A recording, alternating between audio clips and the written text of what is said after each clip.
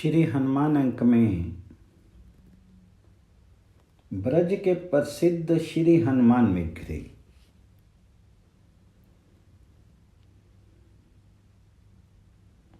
ब्रज के प्रसिद्ध श्री हनुमान विग्रह 84 कोस ब्रज और उसके आसपास का विस्तृत क्षेत्र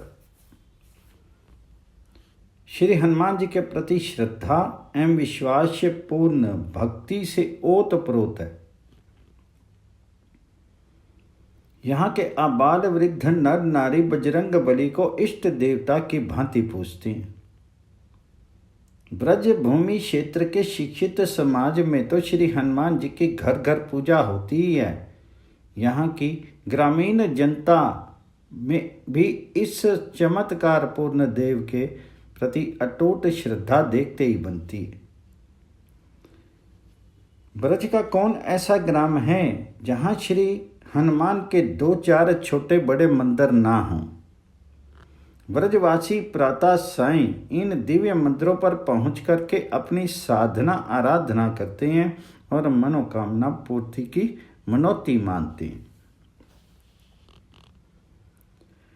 ब्रज में बालकों के मन में बाल्यकाल से ही श्री हनुमान जी के प्रति एक विशिष्ट श्रद्धा भावना जागृत की जाती है।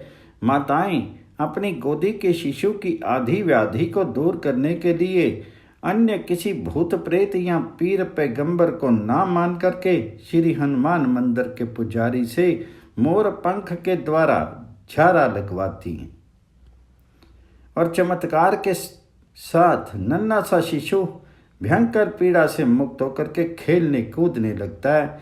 ब्रज के छोटे बालक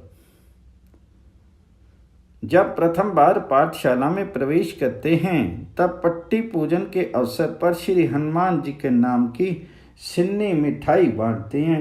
ब्रजवासियों में एक और भी उत्तम बात पाई जाती है। जब बच्चे का अन्नप्राशन संस्कार कराया जाता है तब भी श्री हनुमान जी के भोग की भावना से उस अन्न को पहले बंदर और लंगूरों को खिला करके तत्पश्चात शिशु को खिलाते। नववधू के गृह प्रवेश के समय जहां अन्य देवी देवताओं की पूजा होती है वहां प्रथम बार पड़ने वाला मंगलवार या शनिवार को व्रत रख करके वर वधू श्री हनुमान का पूजन करते हैं। ब्रज के युवक वर्ग को कुश्ती कसरत करने का बड़ा शौक होता है, इसलिए प्रत्येक श्री हनुमान मंदिर पर एक अखाड़ा अवश्य बना होता है। अधिक नहीं तो प्रत्येक अखाड़े पर एक छोटे से आले में श्री हनुमान जी अवश्य बैठे होंगे और एक छोटी गदा उनके पार्श्व में रखी होगी। कोई भी पहलवान अखाड़े में उतरने से पहले श्री हनुमान जी पर चोला चढ़ा करके धूप दीप नैवेद्य अर्पित करने के बाद मनौती मानेगा और बजरंग बली की जय जयकार कर बोल करके लंगोट घुमाएगा। आश्चर्य ये है कि अखाड़े की कुश्ती में हारने वाला पहलवान भी पुनः श्री हनुमान की साधना में लग जाता है। इस तरह व्रज संस्कृति में श्री हनुमान के प्रति श्रद्धा भक्ति जन जन में व्याप्त दिखती है। श्री हनुमत उपासना की संस्कृति के पीछे सृष्टि के प्रारंभ का एक समुज्ज्वल इतिहास है। श्री हनुमान को व्रज के लोग तब से पहचानते हैं जब मर्यादा पुरुषोत्तम श्री राम ने समुद्र पर पुल बांधा था। कथा प्रसिद्ध है। पुल बांधते समय श्री हनुमान हिमालय की गोद से एक विशाल पर्वत को उठा करके ले जा रहे थे। तभी भगवान की आज्ञा हो गई कि सभी बानर पर्वतों को जहां का तहां स्थापित कर दे। तब श्री हनुमान ने इस पर्वतराज गिरिराज को व्रज भूमि में स्थापित कर दिया। गिरिराज अत्यंत दुखी होकर के कहने लगे, पवन पुत्र, तुमने तो मुझे कहीं का भी नहीं रहने दिया। इधर तो भगवान शिव की सन्निधि टूटी और उधर भगवान श्री राम की सेवा एवं दर्शन से भी मैं वंचित हो रह गया। तब श्री हनुमान ने कहा, गिरीश तुम चिंता मत करो, मैं प्रतिज्ञा करता हूं कि तुम्हें भगवान का दर्शन अवश्य कराऊंगा। श्री राम रूप में नहीं तो श्री कृष्ण रूप में भगवान तुम्हें अपने हाथों पर उठाएंगे। गिरिराज ने फिर कहा, अंजनी नंदन, आपका आशीर्वाद स्वीकार है, किंतु एक प्रार्थना और है। श्री कृष्ण के साथ आप भी रहेंगे, तभी मेरी आत्मा को शांति मिलेगी। श्री हनुमान वचनबद्ध हो गए और बोले, पर्वतराज,